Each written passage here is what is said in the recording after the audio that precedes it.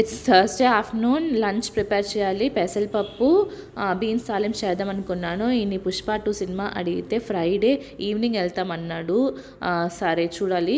నాకు ఒక సినిమా చూడాలి అని అనుకుంటే ఆ సినిమా చూసేదాకా ఆ సినిమా గోలే ఉంటుంది. బేసిక్లీ నాకు సినిమాలు పిచ్చి. సరేనండి, ఈ పెసరపప్పుకి బాగా వేయించుకొని పెసరపప్పు బాగా వాష్ చేసుకొని దాంట్లో ఆనియన్, టొమాటో, చిల్లీ వేసుకొని టామరిన్ పెట్టుకొని వాటర్ పోసుకొని 3 విజిల్స్ వచ్చేదాకా ఉడకపెట్టుకోవాలి.